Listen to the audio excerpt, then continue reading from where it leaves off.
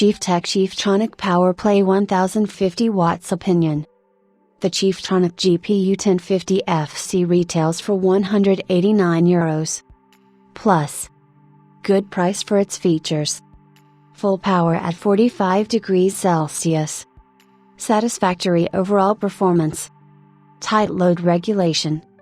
Transient response at plus 12V and 5V is good enough. Excellent ripple suppression. Minus 2 EPS and 8 key connectors, but both EPS connectors are on the same cable. Good build quality. Long peripheral cables. Adequate distance between peripheral connectors. Compact dimensions. 2 EPS connectors on the same cable. Fan speed profile needs tuning. ME performance not that good. High inrush current, 230V input. High OCP triggering points on the minor rails. Not fully compatible with the newest ATX specification, version 2.52. 3.3V transient response could be better. Short warranty, at least compared to other brands.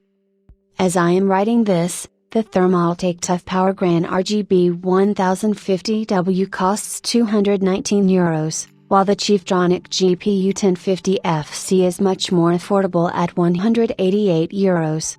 Unless you're in desperate need of RGB lighting for your PSU, the GPU 1050FC is a much more appealing choice. It also manages higher performance than several good PSUs in this wattage range, including the Corsair HX1000, which starts to show its age and needs a platform upgrade. The transient response, load regulation, and ripple suppression are good, and the same goes for the build quality, although I would like to see an FDB instead of a rifle bearing fan. That having been said, rifle bearing fans can still last for quite a while if they are not exposed at high operating temperatures, greater than 35 degrees Celsius, for prolonged periods of time. Speaking of the fan, its speed profile needs tuning because it is aggressive at even normal operating temperatures. Given the platform's efficiency and selection of components highly tolerable to high temperatures, there is headroom for relaxing the fan profile. The main problem with this PSU is that Chiefttronic sought to provide as many connectors as possible, so they had 2 EPS connectors installed on the same cable. Drawing the maximum power that these EPS connectors can deliver will have the socket of the modular board struggle considerably despite the 16 gauge up to the first EPS connector, and it may even melt under extreme usage scenarios.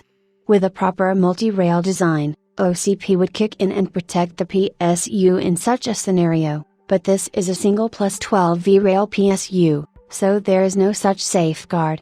6 GI and DPS connectors on dedicated cables would have been much better and more than enough for this unit.